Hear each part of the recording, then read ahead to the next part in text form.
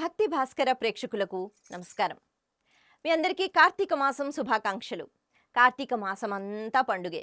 అయితే మనం అనుకుంటాము పండుగ అంటే పిండి వంటలు వండుకోవడమో, కొత్త బట్టలు వేసుకోవడమో, చాలా ఉత్సాహంగా చకచక అటు ఇటు తిరిగేస్తూ బంధువులు, మిత్రులు వస్తే వాళ్ళతో మాట్లాడడం ఇది కదా పండుగ అంటే. కానీ కార్తీక మాసం నిజంగా పండుగ. ఎందుకు అంటే ఈ మాసమంతా మన ఉపాసన మనం పెంచుకోవాలి. ఈ దక్షిణాయనం ఏదైతే ఉందో ఇది ఉపాసనా కాలం అని అన్నారు. తెలిసి తెలిసి ఉపాసన చెయ్యండి అని అందరికీ తెలిసినా, చెయ్యండి అని వేరే వాళ్ళు చెప్తున్నప్పుడు మనం విన్నా, బహుశా చాలా సందర్భాలలో ఉపాసనకి దూరంగా ఉంటూ ఉంటాం. కానీ ఒకసారి ఒక పండుగ అని అంటే, లేకపోతే ఈరోజు ఈ పూజ చెయ్యాలి అని అంటే, ఖచ్చితంగా ఆ ఇంట్లో వాళ్ళందరూ లేచి గబగబా స్నానాలు చేసి దేవుడి దగ్గర కూర్చుంటారు. ఒక గంటైనా, అరగంటైనా, పావుగంటైనా. ఇలా కార్తీక మాసం అంతా కూడా ఉపాసనా కాలం అంటూ ఎక్కువగా దీపాలు వెలిగించండి, అలాగే నదీ స్నానాలు చెయ్యండి, భగవంతుణ్ణి ఆరాధించండి. ఖచ్చితంగా ఒక దీపం వెలిగించినప్పుడు అలా ఉత్తినే వెలిగించి ఊరుకోంగా, ఖచ్చితంగా భగవంతుణ్ణి మనం ధ్యానిస్తాం. కాబట్టి ఇక్కడ ఈ దీపాలు వెలిగించటంలో, మనం స్నానం చేసి భగవంతుణ్ణి ఆరాధించటంలో మన ఉపాసన పెంచుకోవడం జరుగుతూ ఉంటుంది. ఉపాసన పెరిగితే ఏం లాభం అంటే భగవంతునికి దగ్గరగా ఉంటాం. భగవంతునికి దగ్గరగా ఉంటే ఏం లాభం అంటే ఖచ్చితంగా మనం కూడా పుణ్యం పెంచుకుంటాం. అలాగే మన మనసు కూడా ఎప్పుడూ సత్యం వైపే వెళుతూ ఉంటుంది, ధర్మాన్నే పాటిస్తూ ఉంటుంది. భగవంతుడు అలా మనల్ని మారుస్తాడు. ఈ క్రమంలో ఈ దీపాలు గురించి విన్నప్పుడు ఆకాశ దీపం, అలాగే నీటిలో దీపాలు, వీటి గురించి కూడా మనం వింటూ ఉంటాం. అసలు కార్తీక మాసం మొదలైన రోజే ఆలయాలలో ఆకాశ దీపం అన్నది పెడుతూ ఉంటారు. ధ్వజస్తంభం ఏదైతే ఉంటుందో దానికి పై భాగంలో ఒక దీపం అన్నది ఏర్పాటు చేస్తారు. అది మళ్ళీ నిధనం కాకుండా చుట్టూ ఇలాగా అంటే ఒక మూతలా పెట్టి దానికి రంధ్రాలు పెట్టి అటువంటి ఒక మట్టి కుండలో, పాత్రలో ఈ దీపాలు వెలిగించడం జరుగుతూ ఉంటుంది. అందరూ చుట్టూ చేరుతారు, మరి పూజలు చేస్తారు. ఆ తర్వాత నెమ్మదిగా ఆ దీపం వెలిగించి దాన్ని పై వరకు తీసుకుని వెళ్ళి అక్కడ ధ్వజస్తంభంలో పైకి అలా ఒక దీపాన్ని వెలిగిస్తారు. అంటే దీపాలు వెలిగిస్తే చాలా మంచిది అని చెప్తారు కదా. మరి ఆ స్థాయిలో అలా తారాస్థాయిలో పైన దీపాలు వెలిగించటంలో అర్థమేమిటి? కేవలం ఆలయాలు అనే కాదు, మన ఇళ్లల్లో కూడా అంటే ఇప్పుడంటే ప్రతి ఇంటికి కూడా అలా అంటే సొంత ఇల్లు అయితే అది పూర్తిగా వేరేగా ఉంటుంది. వీలైనంత బయట ఏదైనా ఎత్తు గోడలు ఉంటే ఆ ఎత్తు ప్రదేశంలో మనం దీపాలు పెట్టాలి అని కూడా చెప్తూ ఉంటారు. అందుకే ధ్వజస్తంభం పైకి దీపం వెలిగిస్తే దాన్ని ఆకాశ దీపం అని అంటారు. ఈ ఆకాశ దీపం అంటే పూర్తిగా పైన పెట్టే దీపం అనమాట. వాస్తవానికి సహజంగా ఆకాశంలో దీపాలు ఉంటాయట.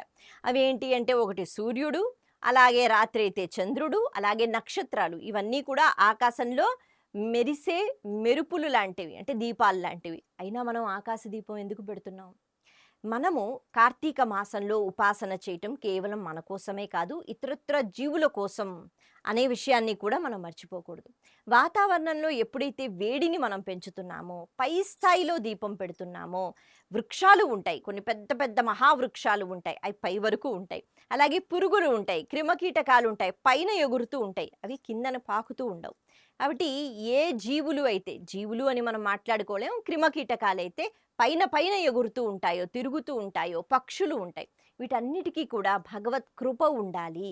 ఎందుకు అంటే కార్తీక మాసంలో వెలిగించే ప్రతి దీపం అది నారాయణుడితో సమానం. దామోదర ఆవాహయామి అంటాం, అలాగే త్రయంబక ఆవాహయామి అంటాం. దీపం కేవలం వెలుతురికి, లేకపోతే వాతావరణంలో వేడి పెంచడానికి మాత్రమే కాదు, శ్రీ మహావిష్ణువు అలాగే ఈశ్వరుడు ఇద్దరి యొక్క అనుగ్రహం పొందడానికి ఆ దీపపు కాంతిలో భగవంతుణ్ణి పిలిచి పూజలు చేసి మంత్రాలు చదివి దీపాన్ని పైకి చూపిస్తారు. అప్పుడు ఆ పైన ఎగిరే పక్షులు, క్రిమకీటకాలు, వీటన్నిటికీ కూడా, ఇంకా చెప్పాలి అంటే దోమలు, వీటికి కూడా అట.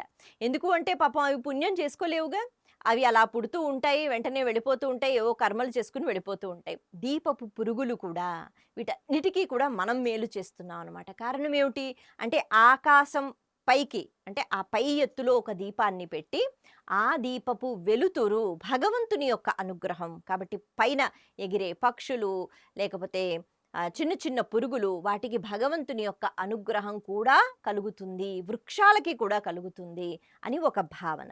ఇంకొకటి ఏమిటి అంటే ఆ దీపపు పొగ ఏదైతే ఉంటుందో మళ్ళీ అది చాలా ఔషధీ గుణాలతో కూడుకున్నదై ఉంటుంది.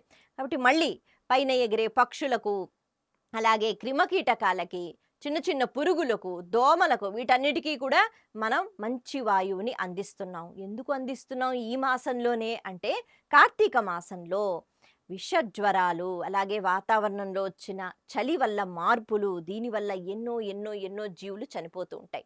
ఈ లెక్కలు మనకి తెలియవుగా.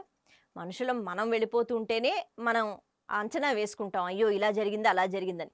పాపం ఎన్ని క్రిమకీటకాలు చనిపోతూ ఉంటాయి, చలి వల్ల చనిపోతూ ఉంటాయట.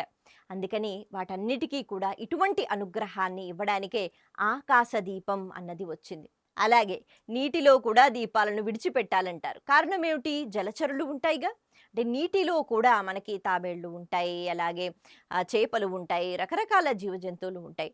అలా నీటిలో కూడా దీపాలు వెలిగించి ఈ చలి వల్ల వాటికి కూడా చక్కని ఆరోగ్యం వచ్చేటట్టుగా, ఆ దీపపు పొగ వల్ల వాళ్ళకి కూడా మంచి జరిగేటట్టుగా మళ్ళీ త్రయంబక ఆవాహయామి, దామోదర ఆవాహయామి అంటూ దీపం వెలిగించినప్పుడు ఆ కాంతిలో పరమేశ్వరుని యొక్క, అలాగే శ్రీ మహావిష్ణువు యొక్క అనుగ్రహాన్ని ఈ జలచరులు కూడా పొందుతున్నారు అనే భావనతో, అవి పొందాలి అనే భావనతో, ఎందుకంటే అవి ఎటువంటి పుణ్యము చేసుకోలేవు, మనమే కదా ఇటువంటి పుణ్యం చేసుకుంటున్నాం. మనం పుణ్యం సంపాదించుకోవడం అని కాకుండా వాటికి కూడా మనం స్వామి అనుగ్రహాన్ని అందిస్తున్నాం అనే ఒక అద్భుతమైన ఆలోచనతో నీటిలో దీపాలు పెట్టాలి. అంతేగాని ఈ సమయంలోనే నీటిలో ఎందుకు దీపాలు అంటే మనమేదో ప్రయాణం చేస్తున్నాం అన్నది కాదు. అందుకే అరటి దొప్పల్లో దీపాలు వెలిగిస్తూ ఉంటారు. ఈ అరటి దొప్పల్లో వెలిగించడమే శ్రేష్టం అంటారు. కారణం ఏమిటంటే అలాగ ప్రవాహంలో వెళుతున్నప్పుడు ఆ అరటి దొప్పలు కొంత సమయానికి కరిగిపోతాయి. అంతే కదా! కరిగిపోయి నీటి లోపలికి వెళ్ళిపోతాయి.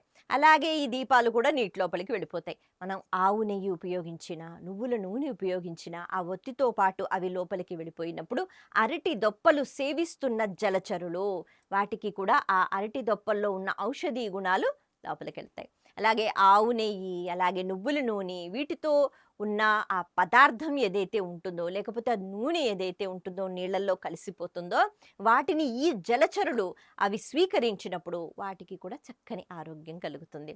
ఇంత విషయం దాగి ఉంది. కాబట్టి కార్తీక మాసంలోనే మనం ఈ ఆకాశ దీపాలు అంటూ పైన తిరిగే పక్షులు, అలాగే పురుగులు వాటికి మనం మన వంతు సహాయం చేస్తున్నాం. అలాగే నీటిలో ఉన్న జలచరులు వీటికి కూడా మన వంతు సహాయం చేస్తున్నాం. మరి బయట నేల మీద దీపాలు బోల్డన్ని పెట్టి మనకి ఇతరత్రా మనలాగా తిరిగే జీవజంతువులు ఏవైతే ఉన్నాయో వాటికి కూడా సహాయం చేస్తున్నాం. ఇది మన అదృష్టంగా భావించి, ఇది ఒక ఉపాసనగా భావించి ఇలాంటి దీపాలు మనం వెలిగిస్తూ ఉండాలి. మరొకసారి మీ అందరికీ కార్తీక మాసం శుభాకాంక్షలు. నమస్తే.